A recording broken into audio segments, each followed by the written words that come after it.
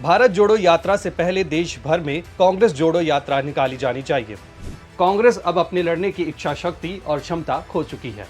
ये बातें 26 अगस्त के दिन कांग्रेस अध्यक्ष सोनिया गांधी को लिखे पत्र में गुलाम नबी आजाद ने कही है। आजाद ने अपने 5 पेज के इस्तीफे में कई वजहों का जिक्र करते हुए पार्टी के नेतृत्व पर सवाल उठाए हैं। अब अपनी नई पार्टी बनाने और प्रधानमंत्री नरेंद्र मोदी को लेकर दिए गए गुलाम नबी आजाद के बयान को सुनिए। शुक्र करिए, मैं मोदी साहब को समझता था बड़ा क्रूड आदमी है, शादी नहीं की है, बच्चे नहीं है, बीवी है, तो इसको कोई परवाह नहीं होगा, लेकिन कम से कम इंसानियत तो उसने दिखाई। हमें पूरी कंट्री से मैसेजेस आते हैं कि नेशनल पार्टी बनाओ, मैंने अभी उसको। गुलाम नबी आजाद के इस्तीफे और इन बयानों के बाद उनके मिशन कश्मीर की तस्वीर साफ नजर आ रही है। तो आइए आज के एक्सप्लेनर में स्टेप बाय स्टेप 5 घटनाओं के साथ समझते हैं क्या है आजाद का मिशन कश्मीर। जुलाई 2013 सुप्रीम कोर्ट ने अपने एक फैसले में कहा था कि भ्रष्टाचार के दोषी पाए जाने वाले सांसदों और विधायकों की सदस्यता समाप्त कर दी जाए।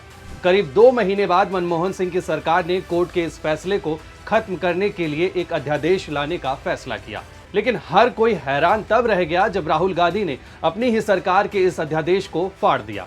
ये वो मौका था जब कांग्रेस पार्टी और गुलाम नबी आजाद के रिश्तों में दरार पड़ी थी।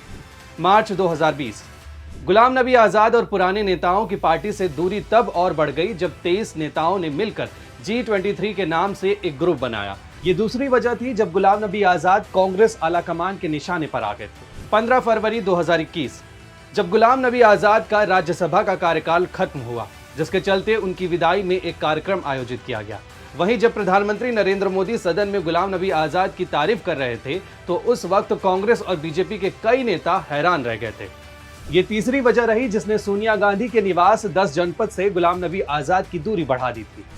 सितंबर 2021 जब राज्यसभा के खाली हुए पदों को भरने के लिए चुनाव होने थे, कांग्रेस ने इस चुनाव में जम्मू कश्मीर से आने वाले गुलाम नबी आजाद की जगह पर जम्मू कश्मीर की कांग्रेस प्रभारी रजनी पाटिल को राज्यसभा में भेजने का फैसला किया। ये चौथा मौका था जब कांग्रेस पार्टी और आजाद के बीच दूरी बढ़ी।